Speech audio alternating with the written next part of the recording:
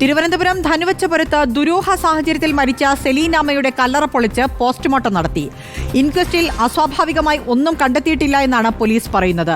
Postmortem report ലഭിച്ചതിന് ശേഷം മാത്രമായിരിക്കും തുടർ നടപടികളിലേക്ക് കടക്കുക.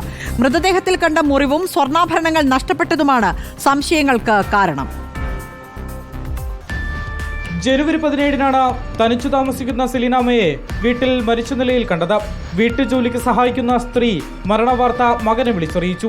സ്വാഭാവിക മരണമെന്ന് കരുതി പിറ്റേ ദിവസം മണിവിളപ്പള്ളിയിൽ സംസ്കാരവും നടത്തി. പക്ഷേ പിന്നീടാണ് സംശയങ്ങൾ ഉടലെടുത്തത്.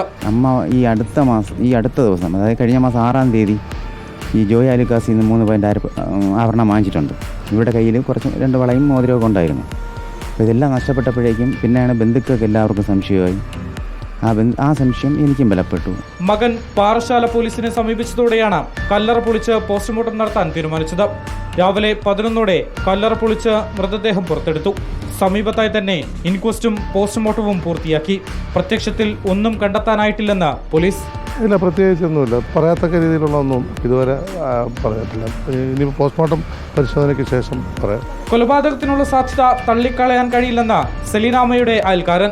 സ്ത്രീകളെല്ലാം അയൽക്കൂട്ടം പണിക്ക് പോകും. പിന്നെ വൈകുന്നേരം 5 മണിക്ക് വരുള്ളൂ. അപ്പോഴിതിൻ്റെ ഇടയിൽ ആരൊക്കെ വരുന്നു, എന്താണ് പോകണം. NSS ഒരു ക്യാമറ ഉണ്ട്. ആ ക്യാമറ പരിശോധിച്ചാൽ അന്ന് 17-ാം തീയതി പരിശോധിച്ചാൽ ചിലപ്പോൾ ആരൊക്കെ വന്നു പോയി എന്ന് അറിയാൻ പറ്റും. പോസ്റ്റ്മോർട്ടത്തിന് ശേഷം പൊളിച്ച കല്ലറയിൽ തന്നെ മൃതദേഹം വീണ്ടും സംസ്കരിച്ചു. റിപ്പോർട്ടർ, തിരുവനന്തപുരം.